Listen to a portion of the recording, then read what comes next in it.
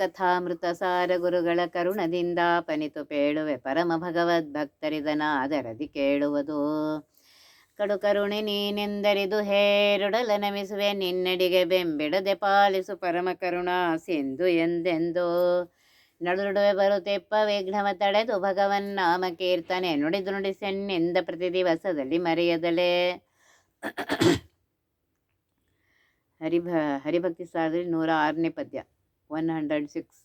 100 ಕನ್ಯಾದಾನವನು ಭಾಗೀರಥಿ ಸ್ನಾನವನು ಮಿಗೆ ಕೈಯಾರೆ ಗೋಗಳ ಪ್ರೇಮದಿಂದಲಿ ಭೂಸುರರಿಗೊಲಿದು ಊರುಗಳ 100 ಅಗ್ರಹಾರವ ಧಾರೆಯರದಿತ್ತಂತೆ ಫಲ ಕೈ ಸೇರುವುದು ಹರಿಭಕ್ತಿ ಸಾರದ ಕಥೆಯ ಕೇಳ್ದರಿಗೆ.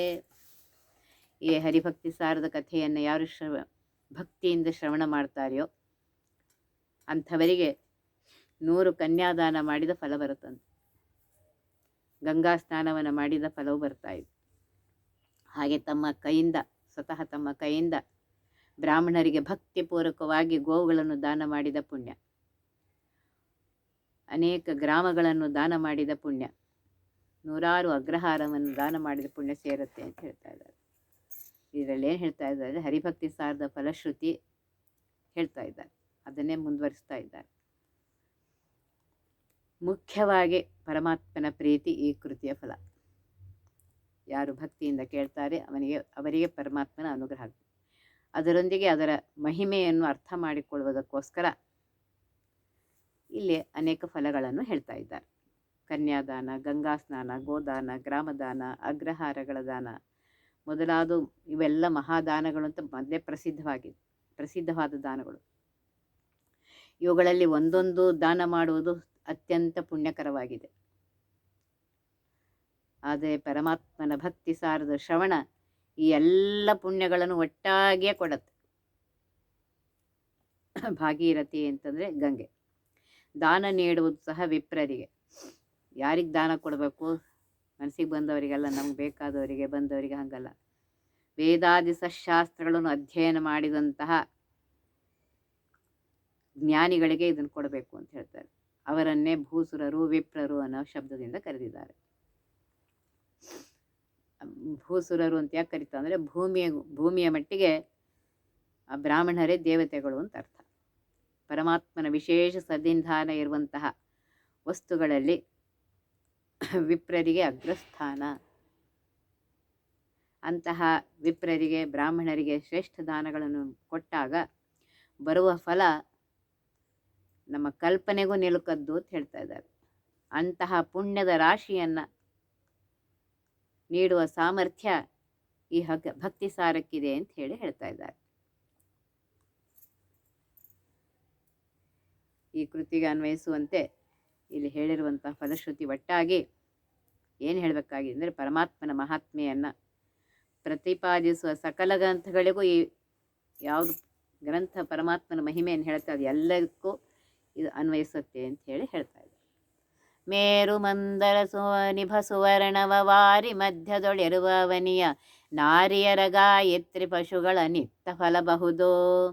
ಧಾರಿಯುಣುಳಿ ಭಕ್ತಿ ಸಾರವನಾರು ಓದುವರವರಿಗನು ದಿನ ಚಾರುವರಗಳ ನಿತ್ತು ರಕ್ಷಿಪನಾದಿ ಕೇಶವನು.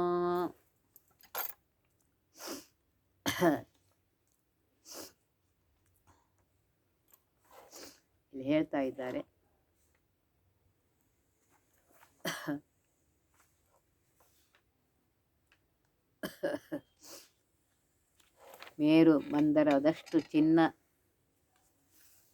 ಮೇರು ಮಂದರದಷ್ಟು ಬಂಗಾರವನ್ನು ಕೊಟ್ಟಷ್ಟು ಫಲ ಅಂತೆ. ಸಮುದ್ರ ಮಧ್ಯದಲ್ಲಿರುವಂಥ ಸಮಸ್ತ ಭೂಮಂಡಲದ ಕನ್ಯೆಯರನ್ನು ದಾನ ಮಾಡಿದ ಫಲ, ಗಾಯತ್ರಿ ಉಪದೇಶ ಮಾಡಿದ ಫಲ, ಗೋದಾನ ಮಾಡಿದ ಫಲ ಮೊದಲಾದ ಎಲ್ಲ ಫಲಗಳು ಯಾರು ಈ ಹರಿಭಕ್ತಿ ಸಾರವನ್ನು ಭಕ್ತಿಯಿಂದ ದಿನಾಗಲೂ ಓದುತ್ತಾರೆಯೋ ಅವರಿಗೆ ಸಿಕ್ಕತ್ತೆ ಅಂತ ಹೇಳ್ತಾರೆ. ಆದಿಕೇಶವನಾಗಿರುವಂತಹ ಪರಮಾತ್ಮ ಅಂತಹ ಭಕ್ತರಿಗೆ ಅವರು ಕೇಳಿದಂತಹ ಎಲ್ಲ ವರಗಳನ್ನು ಕೊಡ್ತಾನೆ ಅಂತ ಹೇಳ್ತಾ ಇದ್ದಾರೆ.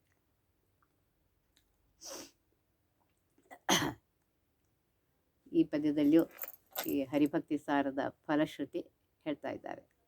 ಹಿಂದೆ ತಿಳಿಸಿದ ದಾನಗಳೊಂದಿಗೆ ಇಲ್ಲಿ ಸುವರ್ಣ ದಾನ, ಕನ್ಯಾದಾನ, ಬ್ರಹ್ಮಚಾರಿಗಳಿಗೆ ಬ್ರಹ್ಮೋಪದೇಶ, ಬ್ರಾಹ್ಮಣರಿಗೆ ಗೋಗಳನ್ನು ಮಾಡಿದ ದಾನ, ಆ ಎಲ್ಲ ಫಲ ಈ ಹರಿಭಕ್ತಿ ಸಾರವನ್ನು ಪ್ರತಿನಿತ್ಯ ಓದುವರಿಗೆ ಸಿಕ್ಕತ್ತೆ ಅಂತ ಹೇಳಿ ಹೇಳ್ತಾ ಇದ್ದಾರೆ. ಹಿಂದಿನ ಪದ್ಯಗಳಲ್ಲಿ ಶ್ರವಣ ಮಾಡುವವರಿಗೆ ಬರುವ ಫಲವನ್ನು ಹೇಳಿದರು. ಈ ಪದ್ಯದಲ್ಲಿ ಯಾರು ಹರಿಭಕ್ತಿ ಸಾರವನ್ನು ಓದುತ್ತಾರೆಯೋ ಅವರಿಗೂ ಸಹ ಫಲ ಸಿಕ್ಕತ್ತೆ. ಆ ಫಲವನ್ನು ಇಲ್ಲಿ ಹೇಳ್ತಾ ಇದ್ದಾರೆ. ಶ್ರವಣ ಮಾಡುವುದು ಪುಣ್ಯಕರವಾಗಿರುವಂತೆ ಅದನ್ನು ಪಾರಾಯಣಾದಿಗಳನ್ನು ಮಾಡುವುದು ಸಹ, ಇನ್ನೊಬ್ಬರಿಗೆ ಶ್ರವಣವನ್ನು ಮಾಡಿಸುವುದು ಸಹ ಅತ್ಯಂತ ಪುಣ್ಯಕರವಾದ ಕೆಲಸ.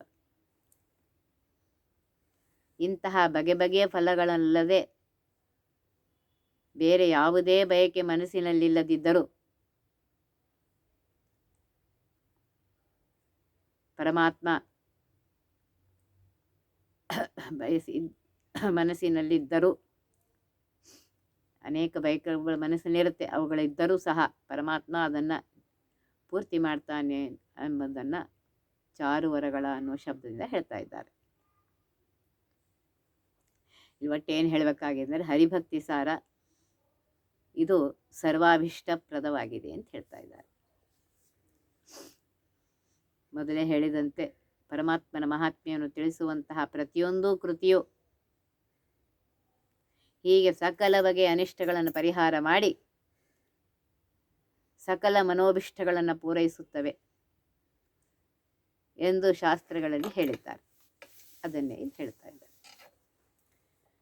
ಲೋಕದೊಳಗತ್ಯಧಿಕವೆನಿಸುವಕ್ಕಾಗಿ ನೆಲೆಸಿರಿ ಆದಿಕೇಶವ, ತಾ ಕೃಪೆಯೊಳಗೆ ನುಡಿಸಿದನು ಈ ಭಕ್ತಿ ಸಾರವನು. ಜೋಕೆಯಲ್ಲಿ ಬರಿದೋದಿ ಕೇಳ್ದರ ನಾ ಕುಲದಿ ಮಾಧವನು, ಕರುಣಿಪ ಶ್ರೀಕಮಲವಲ್ಲಭನು ಮಿಗೆ ಬಡದ ಆದಿಕೇಶವನು. ಲೋಕದೊಳಗೆ ಅತ್ಯಂತ ಶ್ರೇಷ್ಠವೆನ್ನಿಸುವಂತಹ ಸರ್ವೋತ್ತಮನಾಗಿರುವಂತಹ ಕಾಗಿ ನೆಲೆಯಾದಿ ಕೇಶವನಾಗಿರುವಂತಹ ಪರಮಾತ್ಮ ಈ ಹರಿಭಕ್ತಿ ಸಾರವನ್ನು ಹೇಳ್ತಾರೆ, ಕೃಪೆಯಿಂದ ನನ್ನಿಂದ ನುಡಿಸಿದ್ದಾನೆ. ಇದನ್ನು ಮನಸ್ಸಿನ ವ್ಯಾಕುಲವನ್ನು ಬಿಟ್ಟು ಎಚ್ಚರಿಕೆಯಿಂದ ಬರೆಯುವವರಿಗೆ, ಓದುವವರಿಗೆ, ಕೇಳುವವರಿಗೆ ಎಲ್ಲರಿಗೂ ಲಕ್ಷ್ಮೀಪತಿಯಾಗಿರುವಂತಹ ಆದಿಕೇಶವನು ಅಂದರೆ ಪರಮಾತ್ಮನು ಕರುಣೆಯನ್ನು ಮಾಡ್ತಾನೆ, ನಿಶ್ಚಿಂತತೆಯಿಂದ ಕರುಣೆ ಮಾಡ್ತಾನೆ ಅಂತ ಹೇಳ್ತಾ ಇದ್ದಾರೆ. ಈ ಕೊನೆಯ ಪದ್ಯಗಳಲ್ಲಿ, ಮುಕ್ತಾಯ ಪದ್ಯಗಳಲ್ಲಿ ಅದರಲ್ಲಿ ಒಂದಾಗಿರುವಂಥ ಇದರಲ್ಲಿ ಶ್ರವಣ ಮನನಾದಿಗಳ ಮಹತ್ವವನ್ನು ತಿಳಿಸ್ತಾ ಇದ್ದಾರೆ. ಆದಿಕೇಶವನ ಸರ್ವೋತ್ತಮನಾಗಿರುವಂತಹ ಪರಮಾತ್ಮ ಈ ಕೃತಿಯನ್ನು ಅವನ ಕೃಪೆಯಿಂದಲೇ ನನ್ನಿಂದ ರಚನೆ ಮಾಡಿಸಿದ್ದಾನೆ ಅನ್ನುವ ಮೂಲಕ ಕನಕದಾಸರು ನಾಹಂ ಕರ್ತ ಹರಿಕರ್ತ ಅಂತ ಹೇಳ್ತಾ ಇದ್ದಾರೆ ಎಂಬ ಕರ್ಮಯೋಗದ ರಹಸ್ಯವನ್ನು ಅನುಸಂಧಾನ ಮಾಡಿ ತೋರಿಸ್ತಾ ಇದ್ದಾರೆ. ಇಂತಹ ಅನುಸಂಧಾನವಿದ್ದ ಕಾರ್ಯಗಳು ಮಾತ್ರ ಪರಮಾತ್ಮನ ಪೂರ್ಣ ಅನುಗ್ರಹಕ್ಕೆ ಕಾರಣವಾಗುತ್ತೆ. ಪರಮಾತ್ಮನಿಗೆ ಅತ್ಯಂತ ಪ್ರಿಯವಾದದ್ದು ಭಕ್ತಿ. ಅಂತಹ ಭಕ್ತಿಯ ಮಹಾತ್ಮ್ಯವನ್ನು ಬಗೆ ಬಗೆಯ ರೀತಿಯಲ್ಲಿ ಹೇಳುವಂತಹ ಕೃತಿ ಈ ಕೃತಿ ಸಹಜವಾಗಿ ಪರಮಾತ್ಮನಿಗೆ ಅತ್ಯಂತ ಪ್ರಿಯವಾಗಿದೆ.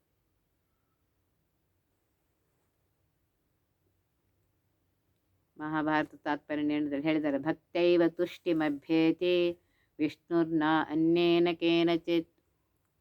ಪರಮಾತ್ಮನನ್ನು ಅವನ ಅನುಗ್ರಹ ಪಡೆಯಬೇಕಾಗಿದ್ದರೆ ಅವನಲ್ಲಿ ಏಕಾಗ್ರ ಮನಸ್ಸಿನಿಂದ ನೀನೇ ಸರ್ವೋತ್ತಮ, ಸರ್ವೋತ್ಕೃಷ್ಟ, ಸರ್ವಸ್ವಾಮಿ, ಮಮ ಸ್ವಾಮಿ ಅಂತೇಳಿ ಭಕ್ತಿ ಮಾಡಿದಾಗ ಆ ಪರಮಾತ್ಮ ಅನುಗ್ರಹ ಮಾಡ್ತಾರೆ. ಅನಾಕುಲದಿ ಎಂದರೆ ಯಾವುದೇ ವ್ಯಾಕುಲವನ್ನು ಹೊಂದದೆ ಅಂತ ಅರ್ಥ. ಲೌಕಿಕ ಕೆಲಸಗಳನ್ನು ಶ್ರದ್ಧೆಯಿಂದ ಮಾಡುವಂತೆ ಆಧ್ಯಾತ್ಮಿಕ ಕಾರ್ಯಗಳನ್ನು ಸಹ ಅಷ್ಟೇ ಶ್ರದ್ಧೆಯಿಂದ ಮಾಡಬೇಕು. ಅದನ್ನು ದುಃಖ ಪಡದೆ ಕೊರಗದೆ ತುಂಬ ಶ್ರದ್ಧೆಯಿಂದ ಆಚರಿಸಬೇಕು ಅಂತ ಹೇಳ್ತಾ ಇದ್ದಾರೆ. ಜೋಕೆಯಿಂದ ಅಂದರೆ ಎಚ್ಚರಿಕೆಯಿಂದ, ಜಾಗರೂಕತೆಯಿಂದ ಪೂರ್ಣವಾಗಿ ಗಮನವನ್ನು ಇಟ್ಟು ಮನಸ್ಸು ಆಚೆ ಈಚೆ ಹೋಗದಂತೆ ನಿಯಂತ್ರಣ ಮಾಡಿಕೊಂಡು ಇದನ್ನು ಪಠಿಸಬೇಕು ಅಂತ ಹೇಳ್ತಾ ಇದ್ದಾರೆ.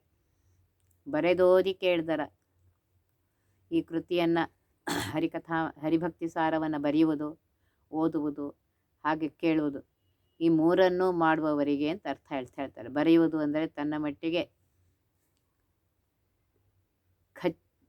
ಇದು ಮಾಡಿಕೊಳ್ಳೋದು ಹೆಚ್ಚಾಗಿ ಸ್ಪಷ್ಟ ಆಗುತ್ತೆ. ಓದುವುದು ಇತರರ ಉಪಯೋಗಕ್ಕೆ ಕಾರಣವಾಗುತ್ತೆ. ಈ ಎರಡನ್ನೂ ಮಾಡಲಾಗದವರು ಕೊನೆ ಕೇಳ್ರಿ ಅಂತ ಹೇಳ್ತಾ ಇದ್ದಾರೆ. ಅದು ಪುಣ್ಯಕರವಾಗಿದೆ.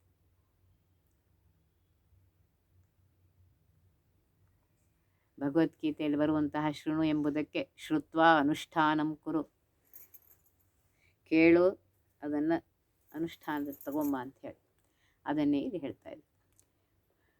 ಪರಮಾತ್ಮ ಮಾಧವ, ಶ್ರೀ ಕಮಲವಲ್ಲಭ, ಆದಿಕೇಶವ ಎಂಬ ಮೂರು ವಿಶೇಷಣಗಳಿಂದ ಇಲ್ಲಿ ಸ್ತುತಿ ಮಾಡಿದ್ದಾರೆ. ಇಲ್ಲಿ ಕಮಲವಲ್ಲಭ, ಶ್ರೀ ಕಮಲವಲ್ಲಭ ಅಂದರೆ ಲಕ್ಷ್ಮೀಪತಿ ಅಂತ. ಆದಿಕೇಶವ ಅಂದರೆ ಜಗತ್ತಿನ ಸೃಷ್ಟ್ಯಾದಿಕರ್ತೃವಾಗಿರುವಂತಹ ಬ್ರಹ್ಮಾದಿಗಳಿಗೂ ಸ್ವಾಮಿಯಾಗಿದ್ದಾನೆ, ಪ್ರೇರಕನಾಗಿದ್ದಾನೆ ಪರಮಾತ್ಮ. ಮಾಧವ ಎಂಬುದಕ್ಕೆ ಸಕಲ ವಿಧವಾದ ಪ್ರಮಾಣಗಳಿಗೂ ಸ್ವಾಮಿ ಅಂತ ಅರ್ಥ.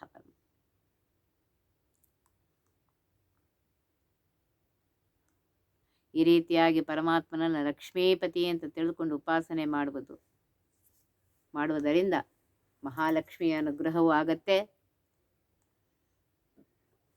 ಮತ್ತು ಪರಮಾತ್ಮನ ಅನುಗ್ರಹವೂ ಆಗತ್ತೆ.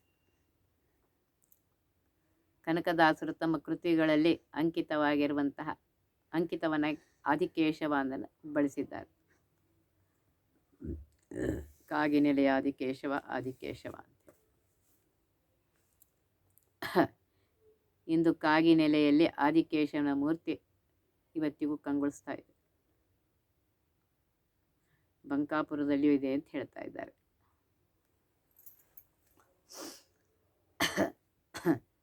ಆದ್ದರಿಂದ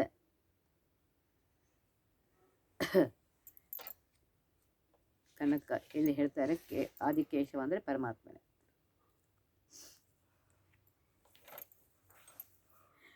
ಬಾಡದಲ್ಲಿ ಆದಿಕೇಶವನ ಮೂರ್ತಿಯನ್ನೇ ಮುಂದೆ ತಮ್ಮ ಗುರುವರ್ಯರಾಗಿರುವಂತಹ ವ್ಯಾಸರಾಜರಿಂದ ಕನಕದಾಸರು ಕಾಗಿನೆಲೆಯಲ್ಲಿ ಪ್ರತಿಷ್ಠಾಪಿಸಿದರು ಅಂತ ಹೇಳ್ತಾರೆ. ಮಂಗಳಂ ಸರ್ವಾದಿಭೂತಗೆ, ಮಂಗಳಂ ಸರ್ವವನು ಪೊರೆವಗೆ, ಮಂಗಳಂ ತನ್ನೊಳಗೆ ಲೋಕವಲಯಿಸಿಕೊಂಬವಗೆ, ಮಂಗಳಂ ಸರ್ವಸ್ವತಂತ್ರಗೆ, ಮಂಗಳಂ ಸತ್ಯಸ್ವರೂಪಗೆ, ಮಂಗಳಂ ಸಿರಿಯೊಡೆಯ ಎಂಚನ್ನಿಗರಾಯ ಕೇಶವಗೆ. ಸರ್ವಕ್ಕೂ ಆದಿಭೂತನಾಗಿರುವಂತಹ ಪರಮಾತ್ಮನಿಗೆ ಮಂಗಲವಾಗಲಿ. ಸಕಲವನ್ನು ಸಹ ಸಂರಕ್ಷಿಸುವ ಪರಮಾತ್ಮನಿಗೆ ಮಂಗಲವಾಗಲಿ.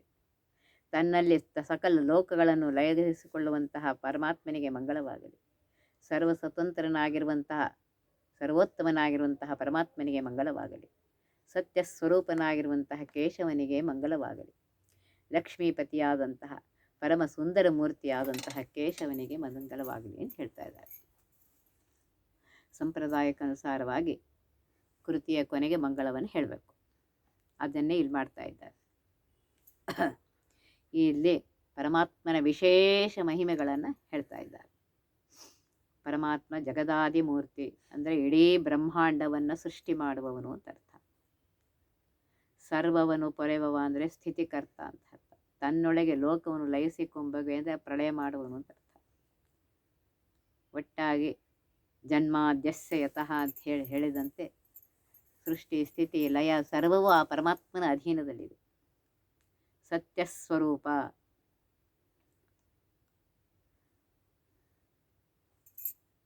ಶ್ರೀಮದ್ ಭಾಗವತದ ಮೊದಲ ಶ್ಲೋಕದ ಕೊನೆಯಲ್ಲಿ ಸತ್ಯಂ ಪರಂ ಧೀಮಹಿ ಅಂತ ಹೇಳಿದ್ದಾರೆ.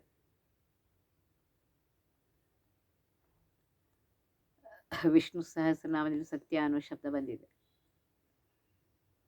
ಶ್ರೀಮದಾಚಾರ್ಯರು ಭಾಗವತ ತಾತ್ಪರ್ಯದಲ್ಲಿ ಸತ್ಯಂ ನಿರ್ದುಃಖಾನಂದ ಸ್ವರೂಪ ಆನಂದಾನುಭವ ಸ್ವರೂಪಂ ಅಂತ ಹೇಳಿದಂತೆ ಭಗವಂತನು ಸಕಲ ಜೀವಿಗಳ ದುಃಖವನ್ನು ದೂರ ಮಾಡುವನಾಗಿದ್ದಾನೆ, ಅಥವಾ ಭಗವಂತನು ದುಃಖ ದೂರನಾಗಿದ್ದಾನೆ ಹಾಗೂ ಪರಿಪೂರ್ಣ ಆನಂದಾನುಭವ ಸ್ವರೂಪನಾಗಿದ್ದಾನೆ. ಇದು ಪರಮಾತ್ಮನು ಸಗುಣ ಹಾಗೂ ಸಾಕಾರ ಅನ್ನುವುದಕ್ಕೆ ಹೇಳ್ತಾ ಇದ್ರು. ಸರ್ವಸ್ವತಂತ್ರಗೆ ಈ ಮಾತಿನಲ್ಲಿ ಸರ್ವಸ್ವತಂತ್ರ ಎಂಬುದು ಅತ್ಯಂತ ವಿಶಿಷ್ಟವಾದ ಶಬ್ದ ಅಂತ ಹೇಳ್ತಾ ಇದ್ದಾರೆ. ಸ್ವಾತಂತ್ರ್ಯ ಅಂದರೆ ಇರುವಿಕೆ, ತಿಳುವಿಕೆ ಹಾಗೂ ಪ್ರವೃತ್ತಿಗಳಲ್ಲಿ ಬೇರಾರನ್ನು ಸರ್ವಥಾ ಅವಲಂಬಿಸದವನು ಅಂತ ಅರ್ಥ ಆಗುತ್ತೆ. ಸ್ವರೂಪ ಪ್ರಮಿತಿ ಪ್ರವೃತ್ತಿ ರೂಪ ಸತ್ತಾ ತ್ರೈವಿಧ್ಯೆ ಪರಾ ಅನಪೇಕ್ಷಂ ಸ್ವತಂತ್ರಂ ಅಂತ ಹೇಳಿದಂತೆ ಯಾರ ಅಪೇಕ್ಷೆಯೂ ಇಲ್ಲದೆ ಸ್ವತಂತ್ರನಾದವನು ಪರಮಾತ್ಮ. ಈ ರೀತಿಯಾಗಿ ಪರಮಾತ್ಮನ ಸರ್ವ ಸ್ವಾತಂತ್ರ್ಯವನ್ನು ಹೇಳುವ ಮೂಲಕ ಈ ವಿಶಿಷ್ಟ ಸಿದ್ಧಾಂತವನ್ನು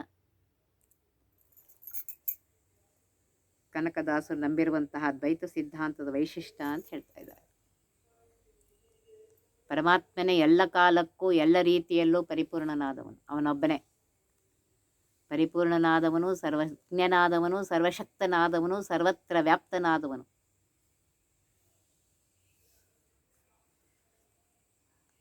ಇತರ ಎಲ್ಲರ ಇರುವಿಕೆ, ಅರಿವು ಹಾಗೂ ಪ್ರವೃತ್ತಿಗಳನ್ನು ಸದಾ ಸರ್ವತ್ರ ಸಂಪೂರ್ಣವಾಗಿ ನಿಯಂತ್ರಣ ಮಾಡುವನು ಅವನೇ ಆಗಿದ್ದಾನೆ.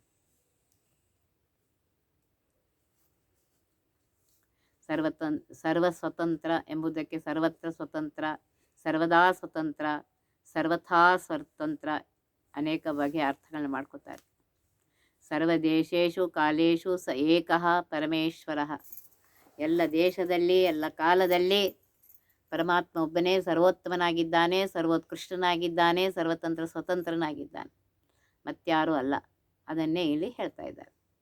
ಮಂಗಳಂ ಜಗದಾದಿಮೂರ್ತಿಗೆ, ಮಂಗಳಂ ಜಯ ಪುಣ್ಯಕೀರ್ತಿಗೆ, ಮಂಗಳಂ ಕಲಿತ ಚಕ್ರ ವಿದಿಳಿತ ನಕ್ರನಿಗೆ, ಮಂಗಳಂ ದ್ರೌಪದಿಯ ಪೊರೆದೆಗೆ, ಮಂಗಳಂ ಧ್ರುವರಾಜಗೊಲಿದಗೆ, ಮಂಗಳಂ ಬೇಲೂರು ಚೆನ್ನಿಗರಾಯ ಕೇಶವಗೆ. ಜಗತ್ತಿನ ಆದಿಮೂರ್ತಿಯಾಗಿರುವಂತಹ ಪರಮಾತ್ಮ ನಿನಗೆ ಮಂಗಳವಾಗಲಿ. ಜಯಕರವಾದ ಹಾಗೂ ಪುಣ್ಯಕರವಾದ ಕೀರ್ತಿಯನ್ನು ಹೊಂದಿದ ಸ್ವಾಮಿ ನಿನಗೆ ಮಂಗಳವಾಗಲಿ. ಕೈಯಲ್ಲಿ ಚಕ್ರ ಹಿಡಿದು ಮೊಸಳೆಯನ್ನು ಕೊಂದು ಸದ್ಗತಿ ನೀಡಿದ ಭಗವಂತ ನಿನಗೆ ಮಂಗಳವಾಗಲಿ. ದ್ರೌಪದಿಯ ಮಾನ ಸಂರಕ್ಷಣೆ ಮಾಡಿದಂತಹ ಶ್ರೀಕೃಷ್ಣ ನಿನಗೆ ಮಂಗಳವಾಗಲಿ. ಧ್ರುವರಾಜನಿಗೆ ಒಲಿದಂತಹ ವಾಸುದೇವ ನಿನಗೆ ಮಂಗಳವಾಗಲಿ. ಬೇಲೂರಿನಲ್ಲಿ ನೆಲೆಸಿರುವ ಪರಮ ಸುಂದರ ಮೂರ್ತಿಯಾಗಿರುವಂತಹ ಕೇಶವ ನಿನಗೆ ಮಂಗಲವಾಗಲಿ ಅಂತ ಹೇಳ್ತಾ ಇದ್ದಾರೆ. ಗ್ರಂಥದ ಮುಕ್ತಾಯದ ಕೊನೆಯಲ್ಲಿ ಬಂದಿರುವ ಇದು ಮತ್ತೊಂದು ಮಂಗಲಪ್ರದ ಪದ್ಯವಾಗಿದೆ. ಪರಮಾತ್ಮ ಜಗತ್ತಿನ ಆದಿಮೂರ್ತಿಯಾಗಿದ್ದಾನೆ, ಜಯಕರ ಮೂರ್ತಿಯಾಗಿದ್ದಾನೆ, ಪುಣ್ಯಪ್ರದನಾಗಿರುವಂತಹ ಮೂರ್ತಿಯಾಗಿದ್ದಾನೆ, ಗಜೇಂದ್ರನಿಗೆ ಮೋಕ್ಷ ಕೊಡಿಸಿದಂತಹ ಪಾವನ ಮೂರ್ತಿಯಾಗಿದ್ದಾನೆ, ದ್ರೌಪದಿಯನ್ನು ಸಂರಕ್ಷಣೆ ಮಾಡಿದಂತಹ ಕರುಣಾಮೂರ್ತಿಯಾಗಿದ್ದಾನೆ, ಧ್ರುವರಾಜನಿಗೆ ಅನುಗ್ರಹಿಸಿದ ಭಗವನ್ ಮೂರ್ತಿ ಹಾಗೂ ಬ್ರಹ್ಮಾದಿಗಳಿಗೆ ಪ್ರೇರಕನಾಗಿರುವಂತಹ ಸರ್ವೋತ್ತಮನಾಗಿರುವಂತಹ ಮೂರ್ತಿಯಾಗಿದ್ದಾನೆ ಅಂತೇಳಿ ಹೇಳ್ತಾ ಇದ್ದಾರೆ. ಆದಿಮೂರ್ತಿ ಅನ್ನೋದಕ್ಕೆ ಪ್ರಳಯ ಕಾಲದಲ್ಲಿಯೂ ನಿರ್ವಿಕಾರನಾಗಿ ನೆಲೆಸಿರುವಂತಹ ಶಾಶ್ವತ ರೂಪದವನು ಅಂತ ಅರ್ಥ ಆಗುತ್ತೆ. ಅದರಂತೆ ಜಗತ್ತಿನ ಸೃಷ್ಟಾದಿ ಸಕಲ ಕಾರ್ಯಗಳನ್ನು ಮಾಡುವ ಸರ್ವಕರ್ತೃವಾಗಿರುವಂತಹ ಪರಮಾತ್ಮ ಆಗಿದ್ದಾನೆ. ಜಯ ಪುಣ್ಯಮೂರ್ತಿ ಎಂಬುದಕ್ಕೆ ತನ್ನ ನಾಮಸ್ಮರಣೆಯಿಂದಲೇ ಭಕ್ತರಿಗೆ ಜಯವನ್ನು ಕರುಣಿಸುವಂತಹ, ಪುಣ್ಯವನ್ನು ನೀಡುವಂತಹ ಮಂಗಳಕರ ಮೂರ್ತಿ ಅಂತ ಇಲ್ಲಿ ಅರ್ಥ ಮಾಡ್ತಾ ಇದ್ದಾರೆ. ಪುಣ್ಯಕೀರ್ತಿರ್ನಾಮಾಯ ವಾಸುದೇವಾತ್ಮಜಃ ಪುಣ್ಯ ವಿಷ್ಣು ಸಹಸ್ರನಾಮದಲ್ಲಿ ಬಂದಿದೆ. ಹಾಗೂ ಕೃಷ್ಣ ಕೃಷ್ಣಾಷ್ಟೋತ್ತರ ಶತನಾಮದ ಬನ್ನಿ. ಹೀಗೆ ಪರಮಾತ್ಮ ಯಾವನ ಸ್ಮರಣೆಯನ್ನು ಮಾಡ್ತಾರೆ ಅವರಿಗೆ ಮಂಗಲವನ್ನು ಉಂಟು ಮಾಡ್ತಾನೆ ಅಂಥೇಳಿ ಹೇಳ್ತಾ ಇದ್ದಾರೆ. ಈ ವಿವರಣೆಯನ್ನು ನಾಳಿನ ದಿವಸ ನೋಡೋಣಂತೆ. ಒತ್ತಿ ಬಹವಿಘ್ನಗಳ ಕಳೆದಪ ಮೃತ್ಯುವಿಗೆ ಮರೆ ಮಾಡಿ ಕಾಲನ ದೂತರಿಗೆ ಭೀಕರವ ಪೊಟ್ಟಿಸಿ ಸಕಲ ಸಿದ್ಧಿಗಳ ಒತ್ತಿಗೊಳ್ಳೆ ಶಿವನರು ಹೇಕ್ಷಣ ನೃತ್ಯ ಮಾಡುವರವರ ಮನೆಯೊಳು ನಿತ್ಯ ಮಂಗಳ ಹರಿಕಥಾಮೃತ ಸಾರ ಪಡಿಸುವರ.